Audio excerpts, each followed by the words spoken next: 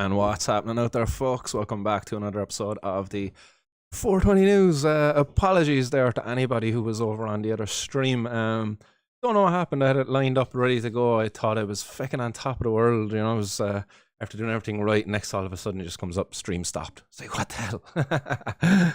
But look, we're back. Excellent. Hope everybody is good out there. Hopefully, the start of the new year has been a positive one for everybody out there. Everything's been going so good so far for myself anyway, and long may that continue, you know.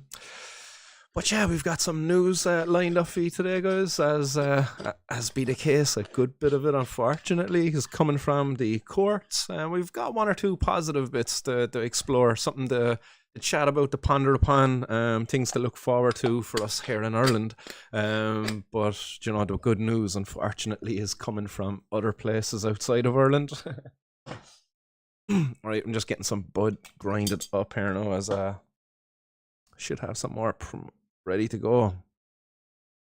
Spammer, hi, I want to offer promotion to your channel, viewers, follows, bots. Come here, dude.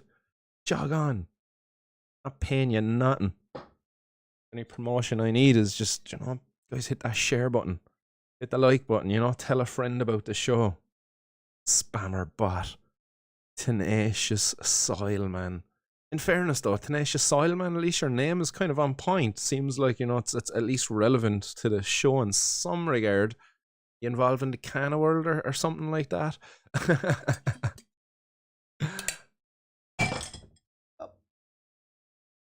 Ooh. Oh, also, guys, yeah, before we go any further, I've got some new stuff to try out here. Made some of this there a little bit earlier on. This is THC lean, or THC syrup. I got some hash that was infused with vegetable glycerin. It was gifted to me there from a friend. Didn't really agree with her stomach. So she gifted me the remainder of what she had left, and I was kind of looking at different things you can do with a vegetable glycerin infusion. So it was like hash that was infused with it. I don't know much about the hash, as that how much was even in the vegetable glycerin. So we'll kind of we'll learn as we go. But one thing's for sure, it certainly smelled absolutely lovely, a lovely hashy smell off of it. So at least that was appealing about the product. I'll find out soon enough as to how potent it is. But we mixed a nice bit of it in anyway, at least with the syrup that I made. And to make the THC lean syrup, once you have a vegetable glycerin or even any other kind of an extract, if you got some BHO or something like that, or RSO or FICO, whatever you want to call it, a cannabis oil extract, you just basically boil water and sugar together. And once you have that going, then you can just start putting in your oil, or you can even do it with flour. You can decarboxylate some flour, put that into a water sugar bath. So make sure the sugar is dissolved into the water first, then add in your flour afterwards, and then add in a bit of vegetable glycerin and allow it to kind of infuse. Then, if it's flour, for about 30 minutes or longer. If it's oil, then you don't need much infusion time. You just need enough to make sure that it's homogeneously mixed, that it's well dispersed amongst the liquid. And if you're using flour, you strain it. If you're using oil, or even, as I was doing, hash, you don't really have to strain it at all. Now, there is a little bit of particulate floating around in that. I know you can see some air bubbles now because I just stirred it. But there is little bits of hash actually in there floating about. I didn't really want to filter it out because that's kind of the goodies, isn't it? So you take a little bit of this. I'm going to put it into this glass here now in a second. But what I'm going to do first, that's on my waddy. So I'm going to take a little bit of this my waddy, as this is going to be the base flavor. I'm going to give it a bit of an orange flavor. So we're going to have an orange hash cordial. So I literally just put in enough that you would normally kind of use. We've got about this much, a little bit of orange concentrate. I'm going to take my oil here now, and directly just pour this in here. And I don't know how much I should be using, but you can kind of see I've used like about, what, a fifth of the bottle? Wait. About a quarter, maybe almost half of the bottle actually. Oops. Let's see how this goes. But yes. So I've also got some water here to mix in with this.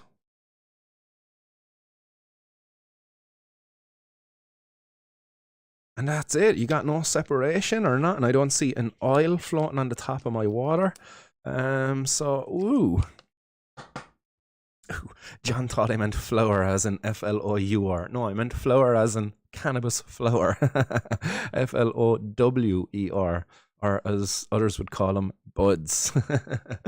But all my buds out there, guys, cheers. This it looks nice, actually. In fairness, it's well mixed. I don't see any separation at all in there, you know. So bottoms up. Here we go.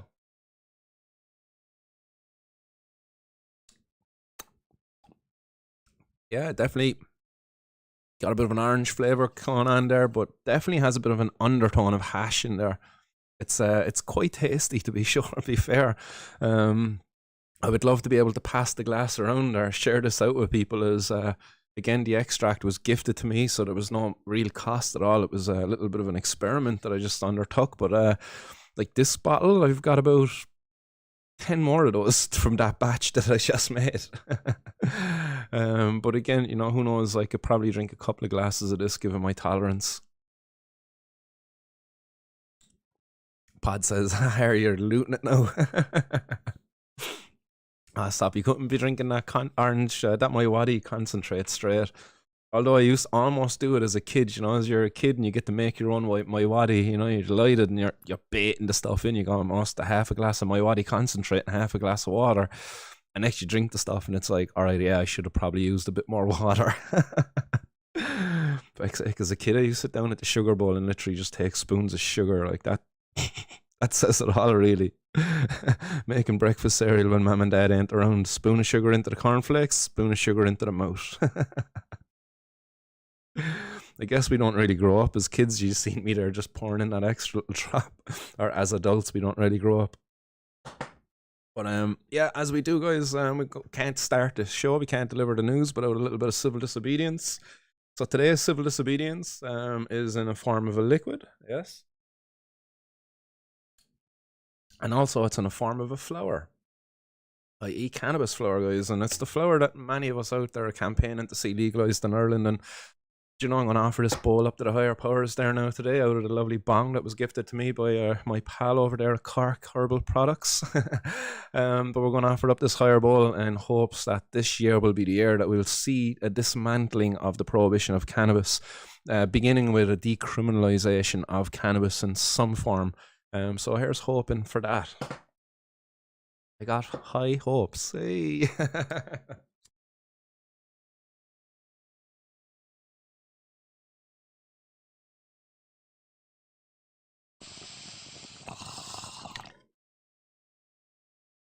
Beautiful. Absolutely beautiful.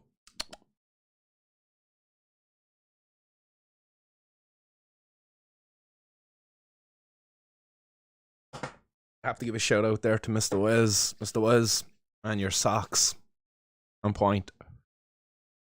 As that's what that was there. That was the Strain socks. Can't remember seed company again. Mr. Wes, if you're out there, I'm sure you can give it a shout out in the hot box, but it's on point. Oh, who else is out in the hot box? Got lots of people out there. Keith Griffin, what's happened? Chucky Air Law. Yes, love that name. Says the intro sounds like you're having a wee. That's the first I heard someone say that. But love it. Pods for 420 Scatness out there as well. Scatness giving a shout out to Francis Fudge. What's happening, Mr. Fudge? It has been a while. Francis Fudge says, got 15 babies in, but not even dust to smoke. Oh man, that's a heartbreaker to hear. I'm actually running quite low myself. The move of house there last summer really set things back. So unfortunately, my own supply has been quite low. But thankfully, I got a lovely gift there not too long ago off a good friend, Mr. Wes. Yeah, friends like that. You know, I'm a lucky guy. Serenable is out there. Who else is out in the hot box? Bobby, what is happening? Bobby says staying warm over there. Well, I know you're staying warm, Bobby, aren't you? As Bobby there over the New Year's, I suppose just after New Year's, he bought one of the Martin's World hoodies. So hey, good man, Bobby, and got an old picture of him and all representing Martin's World over there in the Big Apple, New York City, where legal cannabis sales got underway as well over the Christmas period, just before Christmas, I believe, or was it just after Christmas? I believe that the first legal sale of cannabis has been sold in New York since the beginning of time, I suppose, since the beginning of New York. But the first legal sale of cannabis happened there over the Christmas and New Year's break. The date eludes me right now, but I do know I shared it over on Twitter and stuff, so that's something to be shared. That's the first bit of news in 420 News, I guess. But it's not actually one of the official news pieces that's lined up for today. Roy Duggan is out there. What's happening, Roy? DB Woodcraft, Big Blazer, Mr. Finnegan, others out there. Man Falls, what's happening, Man Falls? Shy Son, what's happening, Shy Son? It's been a while, Shy Son. Look forward to the upcoming spring and summer. Hopefully we get to share a bit of space together actually in person. But great to see you out in the hot box nonetheless. Hopefully everything's good down on your side of the world. Shy Son saying here, in a perfect world we would know exactly what was in our THC syrups, like percentages, etc. With regulation, we wouldn't have to guess doses either. Yeah, you're dead right. I would love to have known how much exactly I was consuming there, just for repeatability, going forward. Because like if I enjoy that right now, if that's a good dose, saying that one glass is sufficient, I'd want to be able to like replicate that over again, and to be able to make it decisions as to how much I'll be given a first timer as well, if a first timer was to try it, because first timers are actually much more likely to try something like this in a drink form, because it's like it's almost going back to the whole alcohol thing. Well, it's a drink, it can't be really a drug, is it? Even though drink is a drug, alcohol is a drug. But yeah, certainly THC syrups and edibles are going to be more appealing to those who don't smoke and who would be curious as to the effects of cannabis, Mr. Finnegan says, 2 minutes later, Martin says, and that was the 420 news.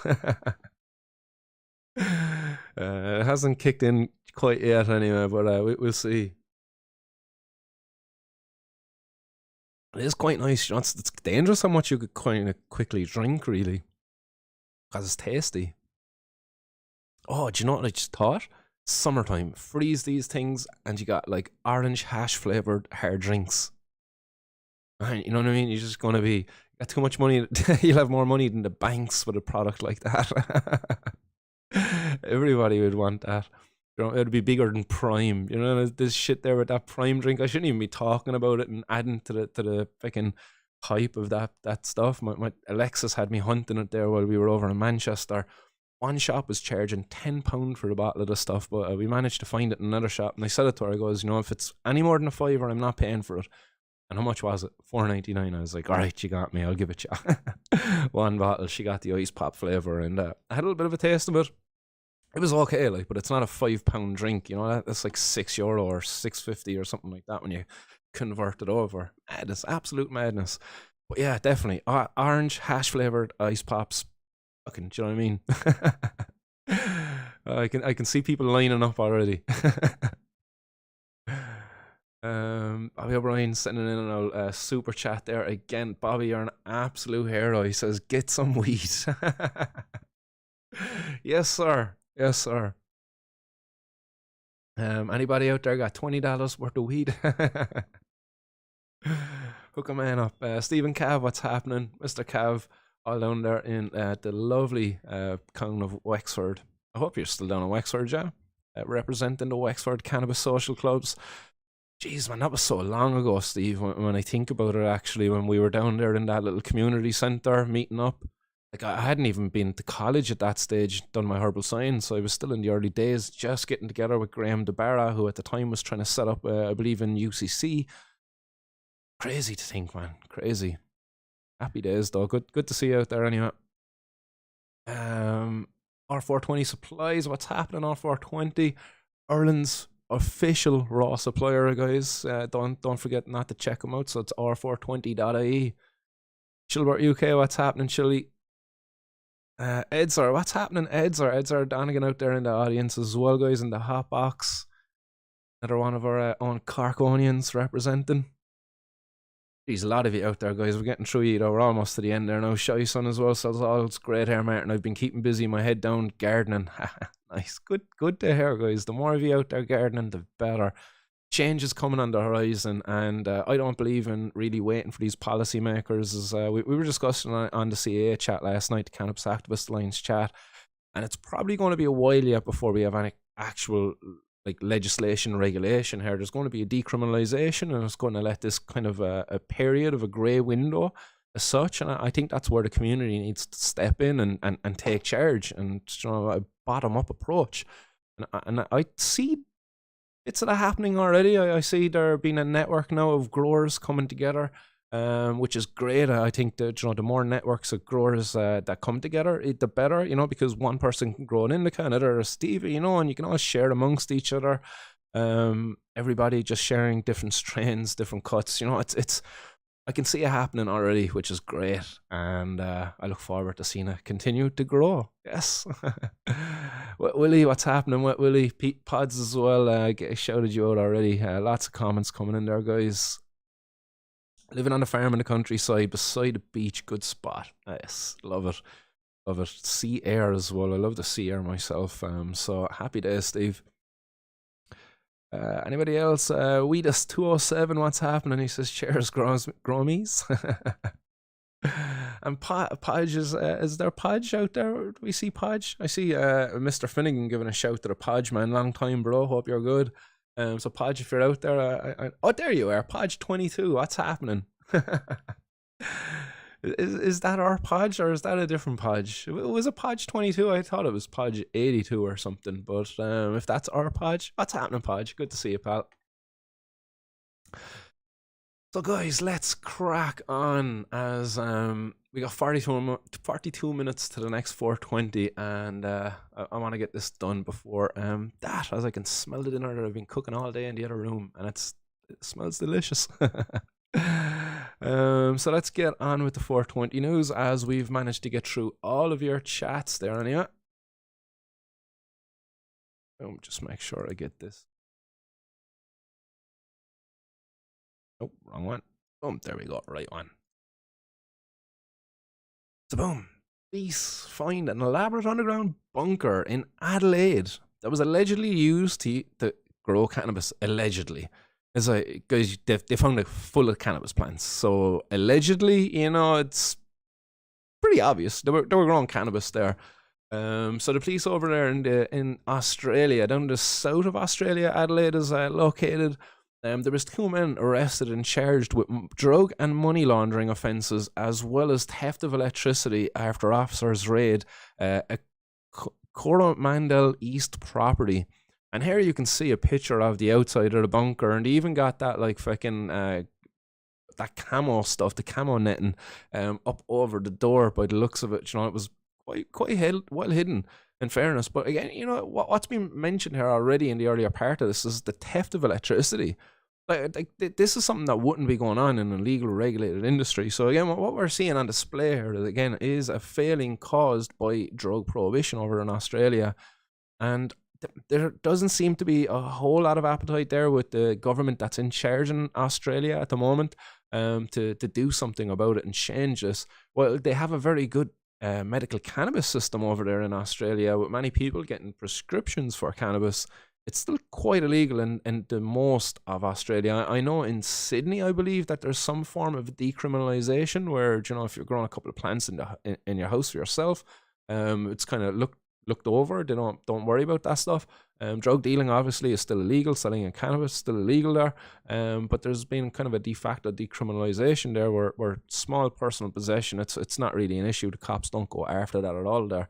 But in the rest of Australia, unfortunately, you still have stuff like this going on. The 2 men have been arrested. I have no idea who they might be.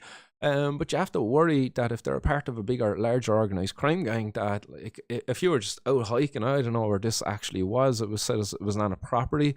So it wasn't really in the outback or in any kind of open land. But like you'd imagine if this was out there hidden in open land, and you're out there just wandering by, walking your dog, and next two lads come up out of the fucking the ground and see you, you know, they might shoot you and kill you and just get rid of your body. Is probably has happened many a times in the past.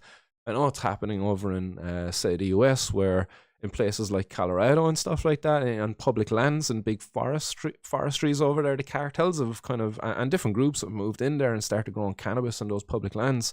And they're doing it because not because it's legal in the state, but because there's been a bit of a decriminalization, or the charges, I suppose, in doing so have been stepped down.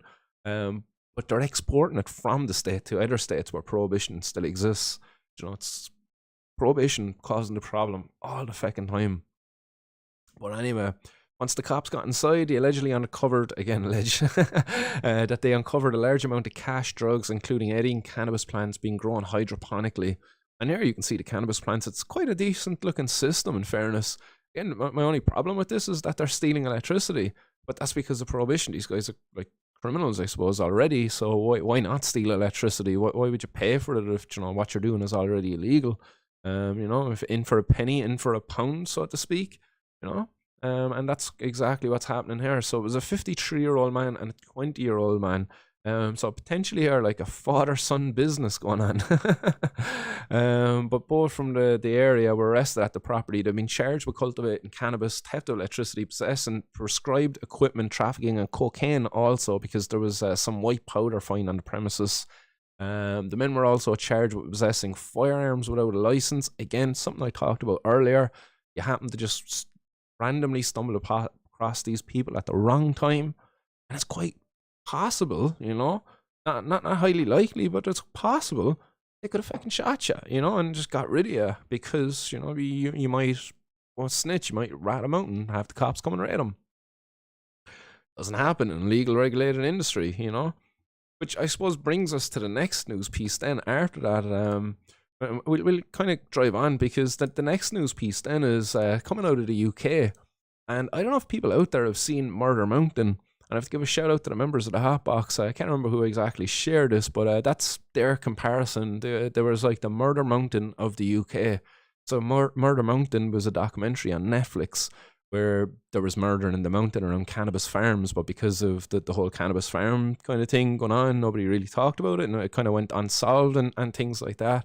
But in the UK, a 23-year-old who drove 3 hours to rob a cannabis factory ended up getting beaten to death. So this is linked, I suppose, to the Albanian gang problem over in the UK, where Albanian gangs, for a large part, control the cannabis market, and that they grow an awful lot of cannabis, these Albanian gangs. They grow it over in Albania, they import it into the country, but in recent years, they've decided to start bringing operations closer to the UK and started growing the cannabis there. Because like a lot of it was getting seized and intercepted when it was imported in from Albania. So then they just started growing it in the UK, and they're doing quite a good job. They control a large part of the market over there in the UK. If you don't know where your cannabis is coming from in the UK and you're buying cannabis, there's a good chance that you're getting it from one of these Albanian gangs who grow it on a very large scale. But this killing anyway involved a 23-year-old man who drove, as I said, 3 hours across the UK to steal cannabis. But the guy's name was Thomas Waga, and he was from Cardiff, and he was killed by 3 members of the Albanian crime gang. And it's saying here that it's the latest deadly example of the ongoing farm wars in the UK that was exposed by Vice News back in 2021. And there was another news article there linked to that if you want to go and read into that. But it's the headline of that news piece. And this is going back to 2021, almost 3 years ago. And at the headline, or almost 2 years ago, sorry, people are getting killed in Britain's cannabis farm wars. And this has been going on for a long time. It's been no secret that it's going on. But they don't want to talk about it because they want to protect their precious prohibition of cannabis. You know, they're willing to fucking sacrifice young kids suffering with epilepsy to preserve their cannabis prohibition. It's so painful for them to admit that cannabis has medicinal properties, because it flies in the face of what they've been saying for so long, is that cannabis is a demon drug, it has no medicinal benefits, it's only high potential for abuse, and a drug of abuse. But anyway, look, we won't rant on anymore about that. The case also reveals the wholesale expansion into Wales of Albanian gangs who have already become major players in the illegal cannabis growing industry alongside the cocaine trade in England. In January 2021, Wagga, a cannabis farm burglar with a previous conviction for breaking into weed factories, travelled 3 hours in a car from London with his accomplice Carl Davies and 2 other men who after a tip-off about a 3-storey illegal grow house packed with over 500 cannabis plants worth £120,000. Now that's the valuation put on it by the cops. But to be fair, it's probably not far off it. If the plants were well grown and they dried it and everything like that, it could potentially reach that street value, or even more if it was even better grown. But their attempt to steal the plants was thwarted because the grow was being guarded by one of the members of the gang who was asleep in one of the rooms. This guy woke up during the break-in and he managed to get out and alert other members of the gang. Then when they got to the property, they basically found this guy Wagga, who's also a young father, it says here in this, and originally from Poland. But he stamped and kicked and was beaten to death with a baseball bat and with a brick. His buddy, Davies, managed to escape and get out, kind of injured but not alive, but he managed to survive anyway. But unfortunately, Wagga didn't. And again, because of this drug prohibition out there, there's now a young kid growing up without a dad. Say whatever you will about the guy, the quality of this guy, what he's displaying through this, he's going out to rob a cannabis farm. But like this guy, when he was with his kid, he could have been an amazing dad. You just don't know, just because he's got bad qualities in that area. I'm not going to like fucking speak badly about his ability to be a dad. I'm just going to assume and hope that he was a good dad and that he would have been a good dad if he was still alive. But no, unfortunately, that kid is going to be growing up without a father. That kid's mother is going to be raising that child without his father too. That could be quite difficult, especially in a big city, I suppose, like London, where there's a lot of pressures there in the form of all these different gangs. And if you don't have the right role models there before you, it's very easy for the wrong ones to mislead you then. And you see that happening all over the place, I suppose. You see kids growing up and they don't know really any different. They see their dad maybe actually involved in selling things and it's not really properly explained to them what's actually going on there. And they think that's the way to go forward. And cannabis prohibition, drug prohibition overall, it's just problematic. Here we go. We see another death, needless death associated with it. But anyway, after the assault, the killers dragged your man's body out of the property, disposed of him down an alleyway where his body was later found early in the morning by walkers by. Basically in the court then, this individual, Wagga's sister, Patricia, described her brother's murder as brutal and said the killers dumped his body like a bag of rubbish. And this is the thing to remember, it's like, all right, the guy was a cannabis farm burglar, that's not something to be admired or anything like that, but he was a brother, he was a father, he was a son, he was a friend to people. And if he went out and if he was to steal, I don't know, if he was to break into a supermarket, if he was to go break into an off license, but wouldn't have resulted in his death, unless, he brought a gun in there and the owner got the gun off him and managed to shoot him, or unless maybe the owner actually had a gun to defend the property himself. I'm not too sure what the story is in the UK, if they can have guns in the property. I don't think they can. I don't think it's like America. But if, again, if he was to break into a regulated premises, the likelihood of him getting beaten to death, very unlikely. It's more than likely somebody's going to detain him and ring the cops and have him arrested. That's most likely what would happen. That's what happens in 99% of cases where people trying to break into a property and rob it. They get detained and they get held again until the cops show up and arrest them. But anyway, the continue here says, the event unfolded on January 28, 2021. It did not warrant my brother being killed, as no one deserves to have their life taken at the hands of another individual, or even worse, numerous individuals. Cannabis market violence is clearly as a result of cannabis prohibition, not cannabis per se. And that's a comment added by Steve Rolls, the senior policy analyst for Transform Drug Policy Foundation. And you find Steve Rolls over on Twitter as well. I'm an active follower of his, and he's got a good old bit of content going out on his own page if you're interested in cannabis reform or drug policy reform across Europe. Steve Rolls was somebody to follow. But he goes on to say that we simply don't see producers and retailers in legal cannabis markets being beaten to death, just as we don't see rival brewers or tobacconists killing each other. And he's spot on. That's pretty much just what I said. And yeah, we don't see this going on, but we do see it as a result of cannabis prohibition within the cannabis trade in the UK. And I suppose you've kind of seen it in Ireland as well in some form, but not to this level. In October, 2 cannabis farm burglars were jailed for life after stabbing 21-year-old Albanian Renata Gessi to death while attempting to steal £100,000 of drugs from a house in West London. So there's another individual whose life was lost again needlessly while he was trying to steal cannabis from an illegal cannabis farm, and he got stabbed to death. It says last month, 3 Albanian nationals who took selfies in front of their plants and holding wads of cash to their heirs like phones were sentenced to 3 years each after they were convicted of running a cannabis farm in a house near Swansea. 2 weeks earlier, another Albanian who said he had been trafficked in the back of a lorry and coerced into working in the weed factory after his family had been threatened back home. He was arrested at the house in Bridgend, and in November, another Albanian man was arrested after a suburban house containing 250 weed plants was found in a village near Cardiff. So they're highlighting here that the growing problem of illegal cannabis farms popping up now around the Wales area. But again, it's not a problem, again, as mentioned by Steve Rolls, by cannabis per se. This is a problem caused by cannabis prohibition. I was driving through Wales there only just last week, and it's a beautiful part of England, to be fair. Or part of the UK, is that the correct way? It's not England, no. England, Wales, Scotland, that's the UK, so it's a beautiful part of UK. And it was great to see that they take so much pride in the Welsh language there as well. But their areas, I suppose, the safety, the security, their areas have been threatened here because of cannabis prohibition. And until cannabis prohibition ends, then we're going to only see the continue of these gangs to be growing cannabis in rural areas, in secluded properties and things like that. And that's just making it incredibly dangerous for those who live in and around those areas.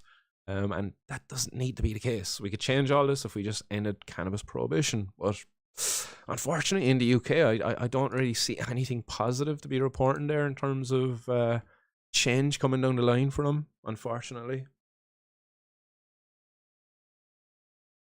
Oh, jeez, that's tasty out.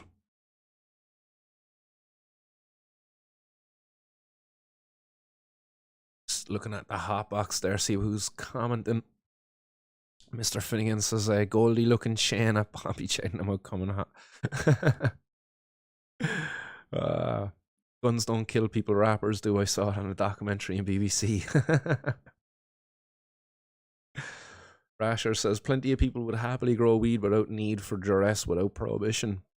100%, you know, and the cost of cannabis, it would definitely come tumbling down therefore as a result. But the availability of good quality cannabis for those who need it, especially the patients, would be huge. You know, that'd be a problem that would pretty much disappear overnight. There is patients out there that wouldn't qualify for them, and they can still go the pharmacy route, and that can still be looked after. But for the large part, yeah, being able to grow your own, have a supply of cannabis, and next, you know, your aunt, she's suffering with really bad period pains, and instead of her taking some ibuprofen, she takes some, you know, cannabis capsules that you have, or maybe takes some of your cannabis syrup, you know, because you have it on hand. And because we will have a regulated environment then, and there's no worry about it, there's probably going to be facilities nearby where you can get testing done, or test kits will probably become available, and you could probably do it at home yourself easily in order to determine, you know, the potency of the product. Yeah, I'd say the syrup is definitely going to be kicking in there now if it's going to kick in at all. I definitely licked the spoon as well before coming on here. What's happening, Maggie? Podge 22. Oh, it is our Podge. I see the little logo here now next to it, actually. It is our Podge. Any word in the spuff of a kite over in England, outlaw. Do you know what? Funny enough, you say that, Podge. Before I left to go to Manchester, I actually messaged Outlaw over on Twitter. And I asked him, I was like, I'm going to be coming through Manchester there. Well, I'm going to be spending a few days in Manchester as my brother recently moved over there. I was driving over with, my brother with his dog. That's what brought us over. And I got no reply. As far as I know, still over there now on Twitter. Just quickly look at my messages. No reply, unfortunately. But the guy has become incredibly inactive. He's not been using his social media and things like that. So, yeah, hopefully everything's good with him. I know the last time he replied to me, he said he was having a bit of hassle with the law, that he was his cafe was after getting busted or something like that, and he was having some issues, which is kind of lies in the face of everything I was doing all along, where he was kind of saying, "Oh, look, I'm pretty much untouchable. I'm the outlaw." He didn't say I'm untouchable, but he kind of said that it was implied, yeah. Yeah, I was really hoping he would have replied. I was really hoping I would have got to meet the guy in person. Wasn't even going to do anything on camera. That was a part of the message, and that was nothing against you guys. It was just to entice him to have a chat with me. I didn't really want. I just genuinely wanted to meet him for myself, have a chat. I would have relayed it back to you and told you what the chat was like when I was with him. I definitely would have said, "Is it all right if I get out the camera now and we can do a little piece together?" I would have asked, but it was definitely a part of the opening message. That look, we can just have a chat, just me and you, share a spliff. As I brought a couple with me.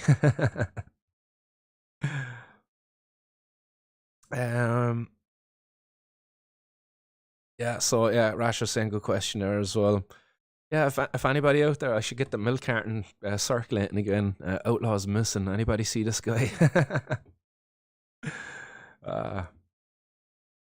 Podge saying, go watch shit that guy talked. Yeah. Right, let's get back because, speaking of talking shit, look at this stuff coming out of Ireland, right? This is a headline that's recently featured on news over here in Ireland. A man caught with thousands of cannabis jellies was jailed. And I know this has been shared around from a couple of campaigners, and they're giving out about the price of the cannabis jellies in this. And the defendant in this case actually is arguing the price of the jellies as well, because he got caught with 3,300 cannabis jellies, and the cops valued the cannabis jellies at €10 per jelly. So that would have brought the total value up to €33,000. However, the Defence Counsel submitted an independent valuation report, and which estimated the approximate 3,000 jellies seized were only worth about €1 each. So the defendant was arguing, or his defence was arguing, that they were only worth $3,000, while the prosecution, yeah, syrup is kicking in. The prosecution argument it was worth $33,000. That's a fucking big difference there, isn't it? That's a huge difference. And like the problem here is in the bulking up. Like the cops will look at the jellies. I don't know what kind of actual jellies they were, but like, was it a nerd rope? And to be fair, if it was a nerd rope, all right, I think I've heard of people selling those for like 15 and €20 each. A nerd rope, a rope was enough for one person. A rope would have about 250. I think they were actually saying that there were 500 milligram nerd ropes, but they weren't. Like I seen how people were making them themselves. I've seen some dodgy looking ones and things like that. But I heard that they were being sold for like 15 and €20 each. Like I don't know what he got caught with here per jelly. What did he have? Cola bottles, like penny jellies. I don't know, but there is room for argument anyway in this, because the guy could have just got a bit of RSO and literally mixed up a batch of jelly stuff, mixed in a bit of glycerin and whatever, mixed it all together, and just made it himself. But when you do that, like, you're bulking it up. It's kind of, it's 3,000 jellies to the cops. They have a field day and they see this and they're like, right, they're not going to value it at €1 each per jelly.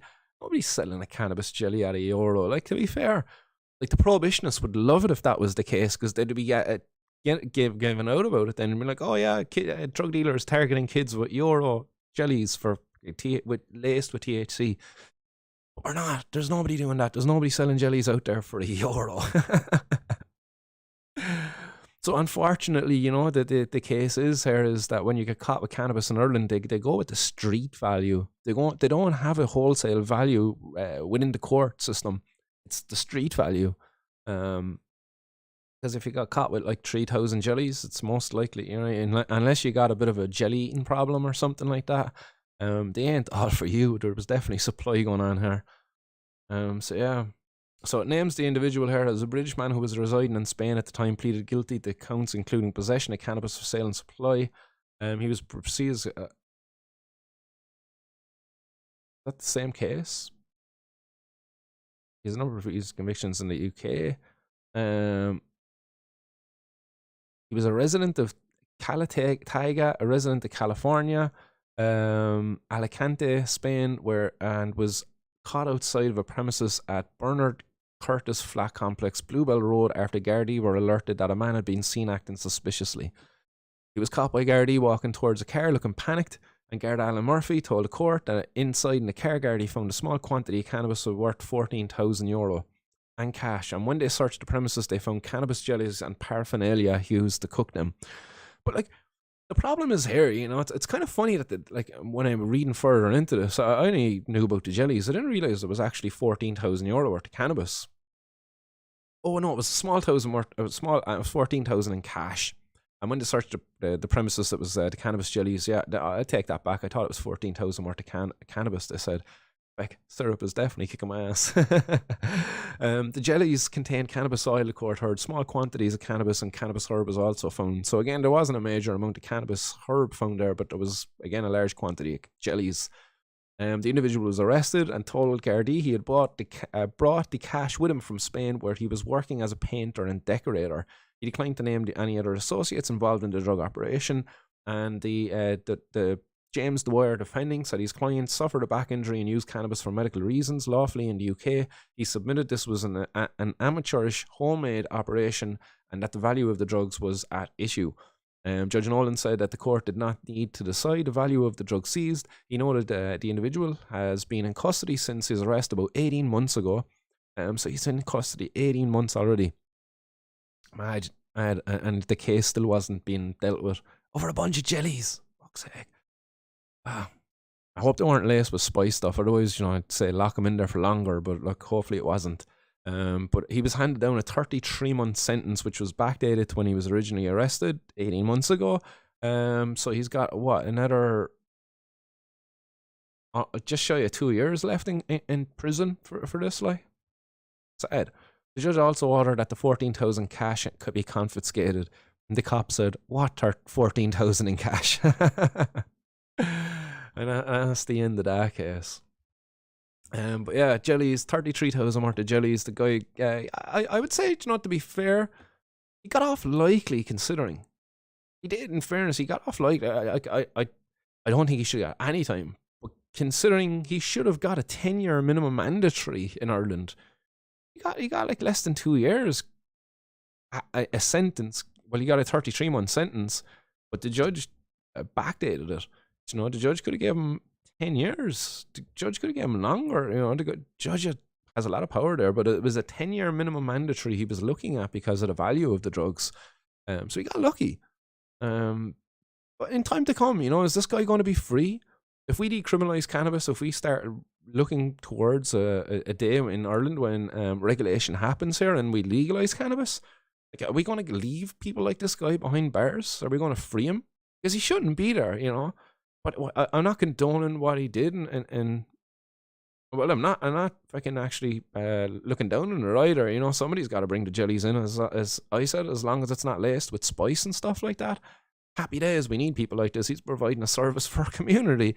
This guy, if cannabis was legal here, who knows? He might be fucking the local Spanish, local guy from Spain, importing some good cannabis to us here in Ireland, and we would be selling it for them, and we would be competing with us Irish people here. You know, you just don't know.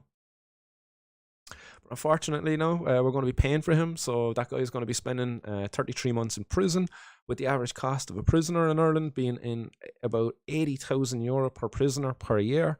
So that's going to be costing us, the taxpayer, in excess of €200,000 to lock this guy up over a bunch of jellies that are being sold in places like New York. Shout out to Bobby.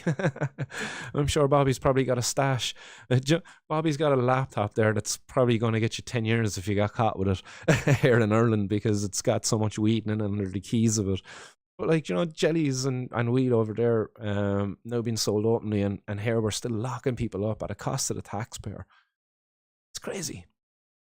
And I don't know if people have seen it actually yet. Hopefully it's still active and running. Let's get this up. We've got a counter. Let's see where it's at. So over on the 420 News blog over at martinsworld.ie, I've got a thing up here that's a counter. So the cost of cannabis regulation, or the cost of cannabis prohibition in Ireland. Where is it?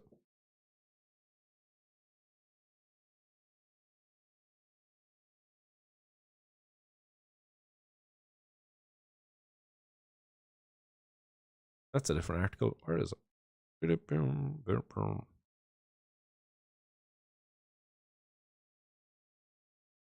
Oh, yeah, it's hardly gone. Oh yeah, there it is. Man, guys, don't take this. Okay, this is.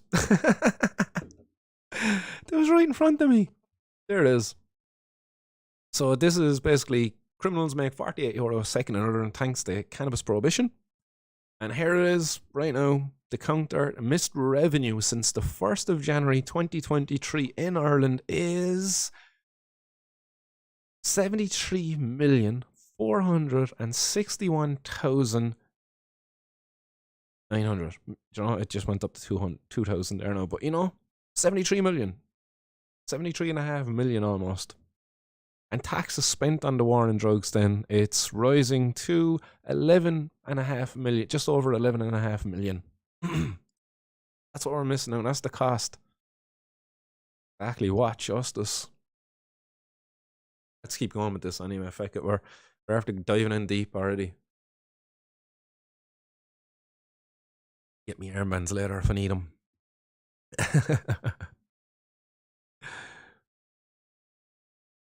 Pod says, always buy from a reputable retailer.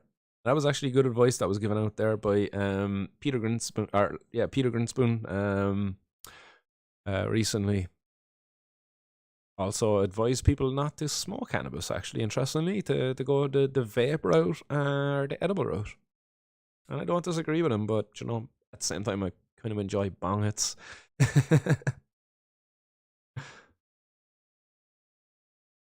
Right, let's drive on, because the next news piece, guys, it's I think it's well lined up, in fairness, because we kind of just touched off of the missed revenue and stuff there in Ireland and the missed potential that's going on. We look over across the pond, and we're not going to New York, but we're going down a bit more south, Las Vegas, out there in the lovely Nevada. 112,000 square foot cannabis store has opened, and it's the largest cannabis store in the world, and it is opened 24 hours, 7 days a week, 365 days a year. Yes, I believe they are open on Christmas Day.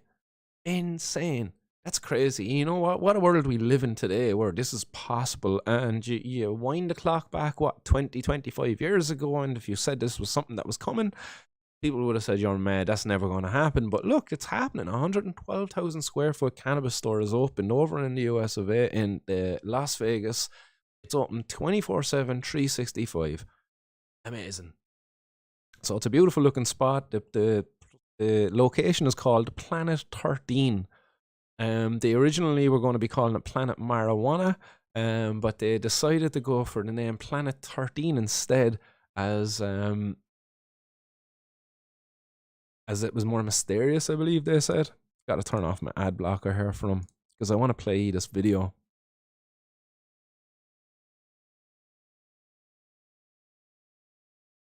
Boom, there we go. So this video is a fly through job. They didn't hit me with the ad anyway. Actually got a bit of nice sound. It gives the sound as it's flying through. It's really cool. Gonna make this bigger so you can all see it properly. You don't need to see me. Oh man,